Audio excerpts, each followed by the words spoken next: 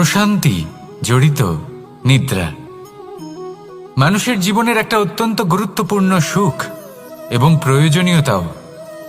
দেখতে গেলে এই সংসারের প্রত্যেক পশু পাখি, প্রত্যেক জীব অবশ্যই নিদ্রা প্রাপ্ত করেন, কিন্তু মানুষ, যার মধ্যে বিচার বিবেচনা করার শক্তি অন্যদের থেকে অনেক বেশি, তার কিন্তু ঘুমের কিছু সমস্যা অবশ্যই হয়। কি বলেন, তাই তো? এবার এর কারণ কি? চিন্তা। এবার চিন্তা আমাদের সবার জীবনে আছে। আমরা সকলে জানি যে চিন্তা কখনো আমাদের সাহায্য করে না, তাও আমাদের জীবনে আছে। কেন? চিন্তার মাধ্যমে কি কখনো কোনো সমস্যার সমাধান হয়েছে? অর্থের চিন্তা করলে কি অর্থ লাভ হয়? ভবিষ্যতের চিন্তা করলে কি ভবিষ্যৎ ঠিক হয়ে যায়? স্বাস্থ্যের চিন্তা করলে কি স্বাস্থ্য নিজে থেকেই ঠিক হয়? হয় না। তাহলে এই সব কিছু থেকে আমাদের একটা ছোট্ট শিক্ষা অবশ্যই লাভ করা উচিত। আপনিও আপনার কাঁধ থেকে চিন্তার এই বোঝা নামিয়ে ফেলুন। আর এই সব ইচ্ছে একত্রিত হয়ে আমাদের মনে চিন্তা উৎপন্ন করে। তাই এই চিন্তাগুলিকে ত্যাগ করুন। প্রকৃতির প্রেমের উপর বিশ্বাস রাখুন। মনে রাখবেন, যিনি চিন্তামুক্ত হবেন তিনি চিতামুক্ত হবেন। সুখের নিদ্রা প্রাপ্ত করুন, আর নিদ্রায় যাবার আগে আমার সাথে ভালোবেসে বলুন, রাধা রাধা। মহাদেব, সেই দেবতা যিনি মহান, যাকে দেবতাদের দেবতা বলা হয়, যিনি হলেন আমার আরাধ্য। কখনো আপনার মনে এই প্রশ্ন এসেছে যে শিবকেই কেন মহাদেব বলা হয়, অন্য কোনো দেবতাকে কেন বলা হয় না? সেই কারণ মহাদেবের মধ্যে, ওনার মধ্যে এমন এক বিশেষ গুণ রয়েছে যা অন্য কারণ নেই। তা হলো নিঃস্বার্থ হয়ে মানুষের সেবা করা। যদি প্রয়োজন পড়ে, যদি সৃষ্টির পথে বিনাশের কালো মেঘ ছেয়ে থাকে, তখন নিজের প্রাণের চিন্তা না করে হলাহল পান করার জন্য প্রস্তুত থাকেন মহাদেব।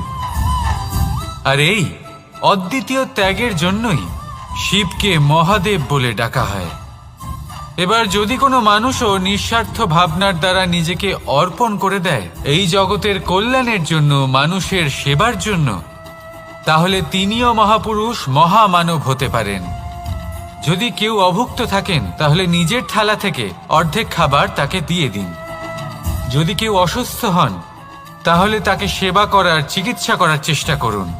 এই জীবন শুধু নিজের জন্য নয়, অন্যদের প্রতি, সমস্ত সংসারের প্রতি উৎসর্গ করুন।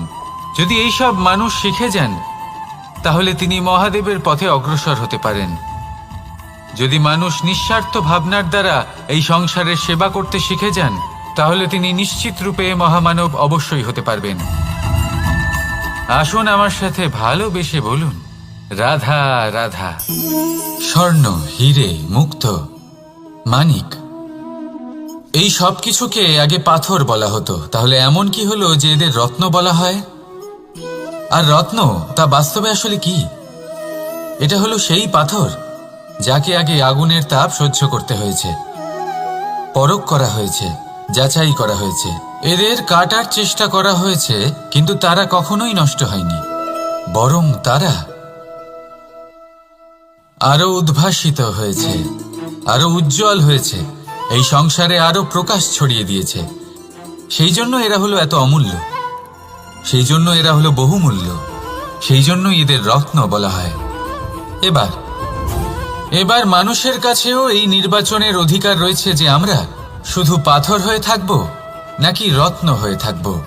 কিভাবে? আমাদের জীবনেও অনেক সমস্যা রয়েছে, বাধা আছে, বিপত্তি আছে। আমরা সেই বাধার তাপে উত্তপ্ত হই, এই সমস্যা আমাদের কাটার চেষ্টা করে। অনেক মানুষ বিভিন্ন পরিস্থিতি আমাদের ভাঙার চেষ্টা করে, কিন্তু আমাদের নষ্ট হলে চলবে না। যেভাবে এই রত্ন সমস্যার সম্মুখীন হয়ে পাথর থেকে রত্ন হয়েছে, সেইভাবেই আমাদেরও আমাদের সমস্যার সম্মুখীন হয়ে রত্ন হয়ে উঠতে হবে, এই সংসারে প্রকাশের স্রোত হয়ে উঠতে হবে। তাহলে এটাই করুন, আর আমার সাথে ভালোবেসে বলুন, রাধা রাধা। সংসারে সব থেকে বড় শক্তি আসলে কি? কেউ বলবেন শারীরিক শক্তি, কেউ বলবেন অস্ত্রের শক্তি, কেউ বলবেন জ্ঞানের শক্তি। ঠিক আছে, কিন্তু যদি আমি বলি সংসারের সব থেকে বড় শক্তি হল শক্তি কোনো এক তথ্যের, আগে হ্যাঁ, তথ্য। এই তথ্য নিজেই কিন্তু খুব শক্তিশালী, অত্যন্ত শক্তিশালী অস্ত্র হলো এই তথ্য। আর সত্যি বলতে অনুচিত তথ্যের থেকে অনেক বেশি ঘাতক হলো অসম্পূর্ণ তথ্য। যেরকম আজ শাম্ব রুক্মির সাথে করেছে, ওকে অসম্পূর্ণ তথ্য দিয়েছে, তার ফলে বিনাশ হলো।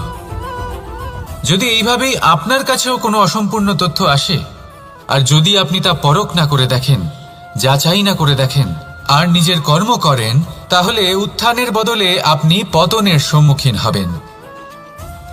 বিকাশের বদলে আপনার বিনাশ হয়ে যাবে।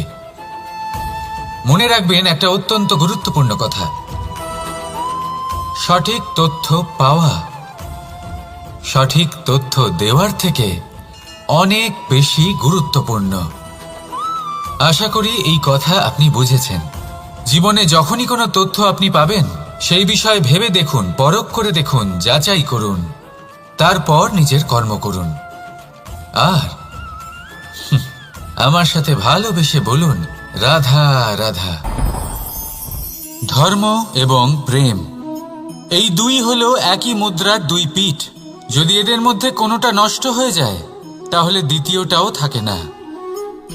কখনো ভেবেছেন এমন কেন হয়? তার জন্য আগে আপনাকে বুঝতে হবে যে ধর্ম আসলে কি।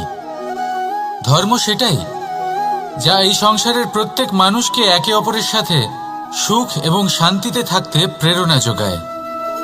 এই প্রেরণার আধার হলো প্রেম। প্রেম সেটাই যা আপনার মধ্যে অন্য কারোর প্রতি করুণাবোধ জাগিয়ে তোলে, সম্মান জাগিয়ে তোলে। এবার যদি প্রেম চলে যায়, তাহলে সবার আগে বিনাশ হবে সম্মান আর করুণাবোধের। এবার যেখানে না প্রেম রয়েছে, না সম্মান রয়েছে, না করুণা রয়েছে, সেখানে ধর্ম কিভাবে বাস করবে? অশুভ ইচ্ছে জাগ্রত হয়ে ওঠে, ক্রোধ জাগ্রত হয়ে ওঠে, অহংকার জাগ্রত হয়ে ওঠে, আর তারপর আরম্ভ হয় অধর্মের। তাই যা যা ভাবনা আপনার অন্তরে প্রবেশ করছে, করতে দিন, কিন্তু যাই হোক না কেন, এই প্রেমকে নিজের থেকে দূরে যেতে দেবেন না। এই প্রেমকে চিরকাল নিজের কাছে রাখুন, নিজের হৃদয়। আর এই প্রেম ভাব নিয়ে বলুন, রাধা রাধা। মানুষের জীবনে উন্নতি লাভ করার জন্য তিনটি স্তম্ভের প্রয়োজন হয়। প্রথম স্তম্ভ শিক্ষা। এই শিক্ষা আমাদের জ্ঞান প্রদান করে। দ্বিতীয় স্তম্ভ ব্যবসা, যার দ্বারা আমরা ধন উপার্জন করি। তৃতীয় স্তম্ভ হলো আমাদের ঈশ্বর, আমাদের ইষ্ট। এনার সাথে যদি আমরা জুড়ে থাকতে পারি, তাহলে এমন একটা মানসিক বল আপনি লাভ করবেন যেটা এই সংসারে আর কোথাও পাওয়া সম্ভব নয়। কিন্তু মানুষ অনেক সময় জীবনে এই তিনটি স্তম্ভ লাভ করা সত্ত্বেও সামনে অগ্রসর হতে পারেন না। তখনও জীবনে কঠিন পরিস্থিতি আসতেই থাকে। এমনটা ঠিক কেন হয়? কারণ সে জীবনে এই তিনটি স্তম্ভ লাভ করে নেয়, জীবনে প্রয়োগও করে, কিন্তু তার ভিতের কথা সে ভুলেই যায়। যেমন প্রথম স্তম্ভ অর্থাৎ শিক্ষা। এই শিক্ষার আধার হলো শুভ চেতনা। যদি অন্তরে শুভ চেতনা না থাকে, তাহলে এই শিক্ষার কোনো গুরুত্ব থাকে না। দ্বিতীয় স্তম্ভ ব্যবসা। পরিশ্রম করে উপার্জন করতে হবে, এই কথাটা আমরা সবাই জানি এবং সবাই চেষ্টাও করি। কিন্তু ব্যবসা করতে করতে আমরা এটা ভুলে যাই আমাদের ব্যবহার কেমন হয়ে পড়েছে। এই ব্যবহার যদি শুভ হয়, তাহলে আমাদের উপার্জন আস্তে আস্তে একটা স্থির জায়গায় এসে পৌঁছবে। এবং তৃতীয় স্তম্ভ আমাদের ভগবান। যদি ওনার স্মরণে আপনি যেতে চান, তাহলে তার পূর্বে নিজের মা বাবাকে সেবা করুন, তাদের যত্ন করুন, তাদেরকে ভালোবাসুন, কারণ ওনারাই হলেন এই সংসারে আপনার সব থেকে বড় ইষ্ট। তাহলে তিন স্তম্ভের সাথে সাথে তাদের আধারকেও নিজের জীবনে প্রাধান্য দিন। কোনো সমস্যা আসবে না, জীবনে একের পর এক উন্নতি করবেন এবং এই মন প্রসন্ন হয়ে বলবে, রাধা রাধা। সুখ, দুঃখ এবং শক্তি এই তিন হলো এই সংসারের ত্রিদেবের মতো। আমাদের জীবনে যা কিছু ঘটছে এই তিনটির ভিত্তির উপরেই হচ্ছে। আসলে এই সংসারের একটা নিয়ম আছে, যখনই আপনি কিছু লাভ করেন এই সংসার আপনার পরীক্ষা নেয়। এটা জানার জন্য আপনার পরীক্ষা নেয় যে আপনি যা কিছুই লাভ করেছেন আপনি কি আদৌ সেটার যোগ্য কিনা। ঠিক সেইভাবেই এই সুখ, দুঃখ এবং শক্তি আপনার পরীক্ষা নিয়ে থাকে। যখন সুখ আসে তখন সে আপনার পরীক্ষা নেয় যে আপনার মধ্যে অহংবোধ জাগ্রত হয়নি তো।